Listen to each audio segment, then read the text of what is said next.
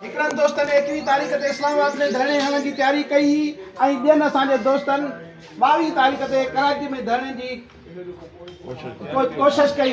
पोइ अॼु असांजे हिन महबूब क़ाइद ऐं असांजे पेटीएलएफ जे मरकज़ी सदर साईं गुलाम रसूल महर साहब ऐं आपका जो सदर साईं बख्श अली चाचड़ साहब, हिननि जी महिरबानी ही शहीद राणीअ जे शहर में गॾिजी करे अॼु सिंध वासियो हिते वचन करे चुका आहिनि त इस्लामाबाद में 21 तारीख़ ते धरणो हूंदो।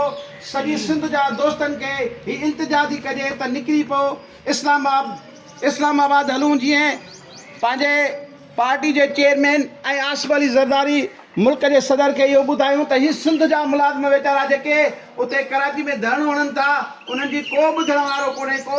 अॼु ही इताद जुड़ी चुको आहे, का बि ग्रुपबंदी न थींदी।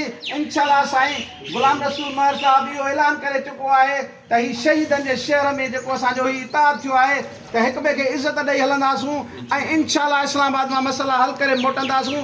ऐं जेकॾहिं न बि थिया त इंशाअल्लाह वरी हीअ गॾियल जिदोजहद हूंदी जेका पाए तकमील ताईं पहुचंदासीं। छो जो मसइलो सभिनी जो हिकु ई आहे, सभिनी जो मसइलो हिकु ई आहे।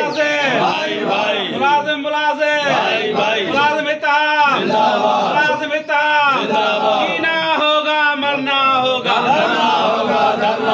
जीना होगा मरना होगा,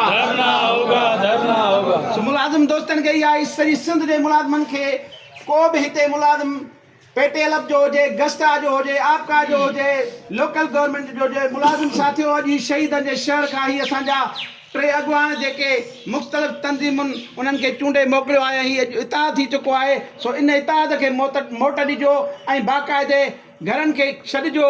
21 तारीख़ ते सभु दोस्त इस्लामाबाद गॾु हूंदासीं पंहिंजे बचनि ऐं पंहिंजे मुस्तक़बिल जे ख़ातिर।